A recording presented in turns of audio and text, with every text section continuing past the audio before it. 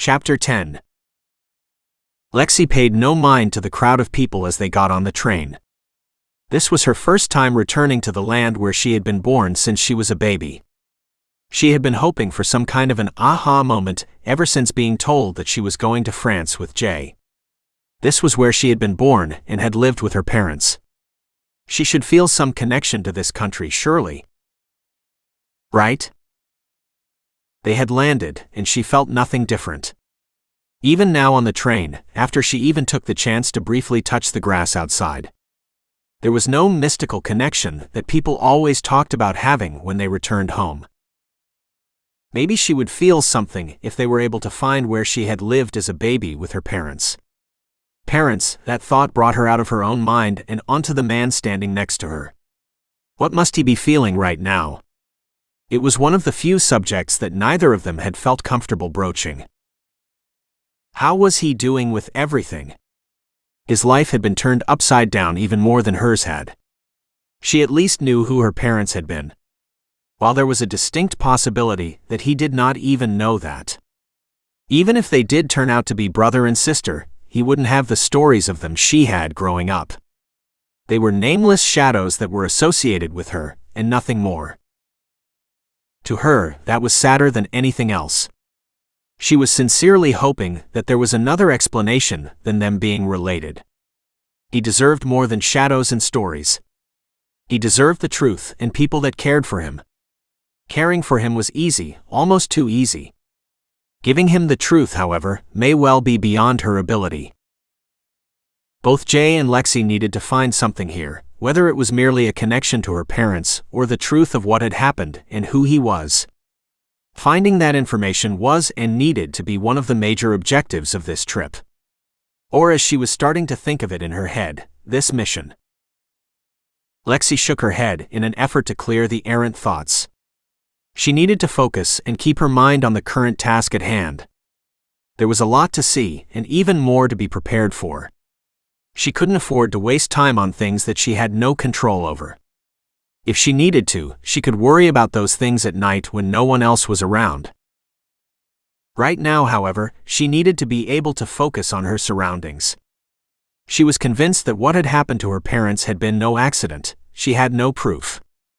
Her gut instinct told her that what her grandfather had said was true.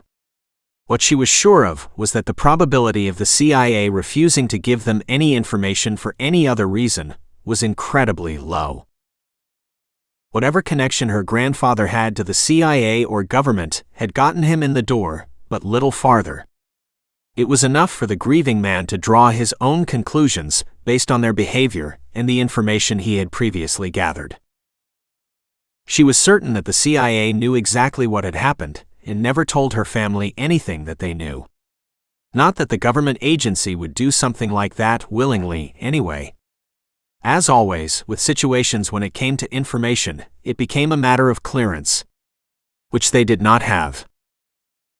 All they could do was work under the assumption that her grandfather was right.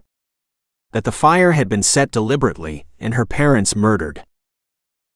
They needed to find the address for where they had been living at the hospital first. Then they needed to visit the site where her parents had died. Not that she truly expected there to be anything still there after all this time. After all, the fire had happened nearly 18 years ago. That was a long time for a plot of land to remain undisturbed. The chances that there was anything relating directly to her parents and to her were incredibly remote at best. The odds that there had not been anything built over the site since, she could only imagine it as being equally remote. Lexie was holding out hope for the neighbors having information of some kind that would help them. Any more than that, and she felt it was just hoping for too much. Maybe even hoping for the neighbors to know anything, or even for them to be the same as had lived there all those years ago, was too much. If that was the case though, then maybe it would be possible for them to track down some of the neighbors from back then. Lexie sidled closer to Jay as they watched the city pass them by. His presence next to her was acting as a security blanket against the unknown. There was enough unknown coming at them on the horizon. She needed to take comfort when she could. There would be precious little of it soon enough. Everything would start soon. She could feel it. Some sixth sense, female intuition, or some part of the brain that dated back to when people were scared of coming out of their caves. Call it whatever you will. It was telling her, practically screaming at her, that something was coming. Yet another thing for her to worry about later. Now it was time to switch trains and get on the RRC that would take them the rest of the way to the chateau. Lexie took hold of Jay's arm and refused to let go. They were in a strange city, in a country with a language that they did not speak. If they lost each other, there was a strong chance that it would be hours at a minimum before they were able to find each other. They had their cell phones should they need them, and a mix of GPS, map settings and apps should allow them to reconnect somewhat quickly. Still, it would be better if they never had a reason to learn if those would all work properly in the foreign country. Depending on anything other than each other just was not smart. If they knew the area better, or if they could at least speak the language, that would be a different matter. That was not the case. People did this all the time, though. You were always hearing about people that backpacked across Europe. Surely if those people could do it, then so could they. She firmly decided to focus on the stories of success that people heard about constantly, instead of the undoubtedly many more stories of people that went missing mid-trip. She had Jay, and she refused to even for a second entertain the thought of losing him. Not here and not at home either. They had just found each other, and she had no plans of letting him disappear on her again. Together Jay and Lexie walked off the RRB and onto the platform where they would await their next train. Excuse me. The two of you wouldn't happen to be American, would you? A male voice with the barest undertones of an accent suddenly intruded from behind them, a hand tapping Lexie's shoulder near her purse. Lexie gripped Jay's arm tighter and did not respond, choosing to let Jay decide on this one whether they should say anything in reply. Why was this man approaching them?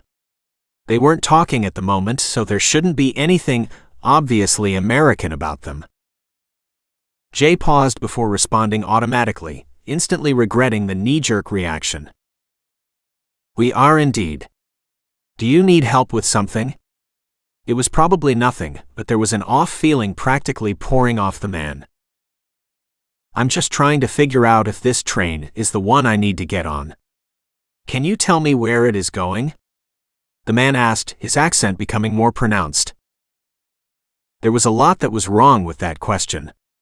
First off, he did not tell them where he was headed or what train he was looking for. Second, it would be incredibly easy to discover where they were going, depending on where they said the train was headed. Lexie sincerely wished Jay had not responded to the man, but there was nothing she could do about it now. Jay decided to go with what his gut was telling him and be as evasive as possible while still telling the truth. This is the RERC, it will take you through and then out of the city. Maybe if you told us where you are going, we could help you. No, that's all right. The man replied as he started to back away. This isn't the train I need after all. I'm looking to stay in the city for now. He finished talking and walked away from them. I don't trust him. He gives me an unpleasant vibe, Lexie muttered. Plus, did you hear the slight accent he has? It was barely there, but it got stronger when you responded to him. I would have sworn that he isn't American anyway. Something about him just wasn't right. She finished angrily before letting go of Jay's arm and hitting him lightly. Next time, be more careful about who you talk to. Jay blushed in embarrassment, nodding twice, taking his time to think before he replied. I'm sorry, you're right. I should have been more careful. It was a knee-jerk reaction that caught me off guard. I was already replying before I had time to think about it. I agree there was definitely something off about him. Jay stopped speaking as he looked around the platform. I think it would be best if we assume that someone now knows that we are here. Whether they are friendly or not is another matter. Judging by the feeling it sounds like both of us were getting from him, I think it would be safe to say that whoever they are not friendly to us. We need to be careful. Jay looked at the schedule for the train that was posted on the wall and checked his watch. Come on, follow me. We don't have much time. Dragging their luggage behind them, they walked across the platform and into the waiting restrooms. We need to change our clothes. Put on something that has muted colors and is completely different from what you are wearing now. Maybe put on a cap if you brought one as well. Jay squeezed Lexie's hand once before letting go and entering the men's side of the restroom. Lexie walked into the women's side and into the first available stall. Resting her luggage on the back of the toilet, she opened it and began rifling through, trying to find something that was along the lines of what Jay had requested. At least she would not need contacts, she smirked. Drab clothes of any color would effectively rob her brilliant eyes of any and all color. She would be lucky if they had any more color than just gray when she was done changing. She stripped out of her jeans and t-shirt and pulled on a light blue summer dress, using a wide black belt to hold it in place. She dragged out the black logo-less ball cap out of her bag and put it on as well. She pulled her Converses back on and closed her luggage once more. Checking a final time to make sure that everything was straight and that she had not missed anything, she exited the stall. Stopping for a quick once-over in front of the mirror, she made sure that she was presentable. Pleasantly taken aback by how different she looked, she leaned in closer and looked at her eyes. The mixture of light blue dress and the black cap had indeed robbed them of their color. She smiled at her reflection and straightened. With one last quick look in the mirror, she exited the restroom to find Jay already waiting for her. He had replaced his own jeans with a pair of cream-colored khakis and his t-shirt with a blue button-down shirt that was untucked. There was nothing that they could do about disguising their luggage. That would have to wait until later. For the moment they swapped with each other and made do with that simple action. That all done, they walked back onto the platform just as the train they were waiting on arrived. Jay and Lexie surreptitiously scanned the crowd that was waiting to get on the train, looking for anyone suspicious, and more specifically for the man that had been talking to them earlier. Neither spotted the man. Unfortunately, they also were unfamiliar enough with France and the people there to tell if anyone was actually being suspicious or just normal. The slightest changes in mannerisms and gestures were throwing them off. They decided to just remain on guard and be careful as they walked onto the train and settled in a corner where they could watch as many people as possible. At least this line is a popular one for tourists. In any case, it's also fairly long. Unless they know for sure that it was us, then we might still be fine. If they know it was us, or even if they just suspect it was us, then it is probably a fair bet that they have an idea of where we are going to go and where we might show up. Jay added as the train left the station. I agree that it is likely that they know that we are here, and probably where we are going. Lexie agreed with what Jay had said. She had additional thoughts on the matter, however. They may know that we are going to Versailles, but I believe that is it for now. I don't believe they know where we plan on staying, or that we are going to the hospital. They may be scoping out the house wherever that may be. Hopefully, it won't occur to them that we don't even know where it is. You're probably right. If there is anyone waiting for us already, it will be there. I think a change of plans is in order. We need to head to the hospital before going to Darmanin. It would be best if we got the information we need from them first. It won't be long before they have someone at the hospital as well. Jay was already finding that being suspicious of everyone and changing their plans accordingly was starting to come more naturally to him already. It was even kind of fun in a twisted sort of way. We'll need to carefully watch the house and the surrounding area before we do anything there. Since we know or at least suspect that someone will be there waiting for us or watching us, we'll be able to prepare. We will want to hurry at the hospital. If we are there too long, they might find us before we are ready for them. Part of Lexie was wondering if they were just overreacting to the extreme in all of this. Did government agencies even really monitor for members of families they had killed years before?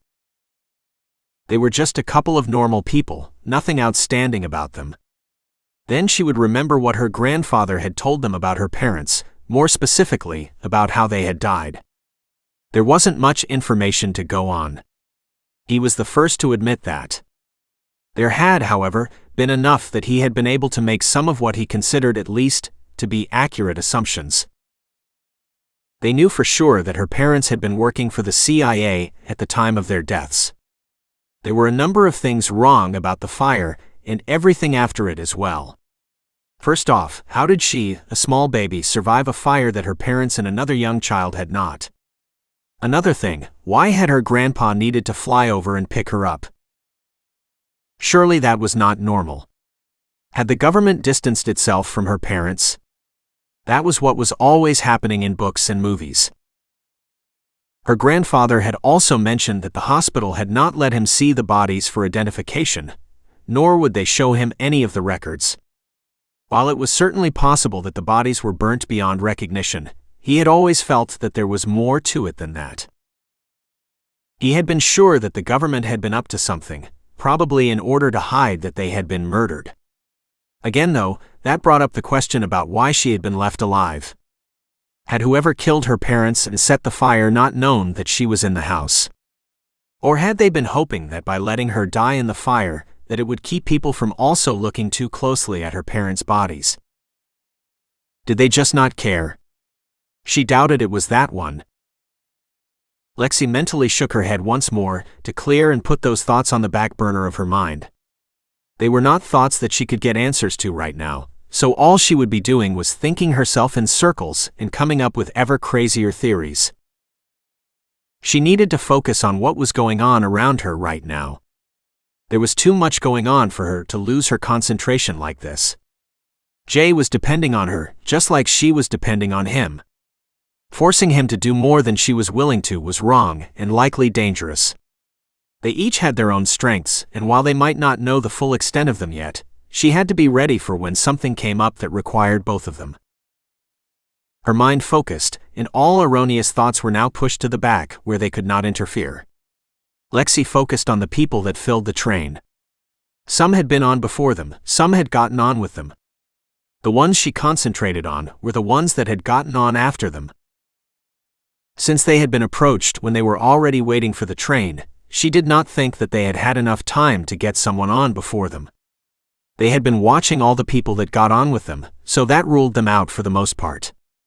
Which only left the people that entered the train at the stops after theirs. Lexie knew she was making some fairly big leaps there, especially if she actually considered the people she was not focused on to be safe. Just because she was not focused on them, though, did not mean she was not watching them all the same. If there were nothing and no one to watch out for, then when this was all over, the two of them would share a long, hard laugh together at their own expense.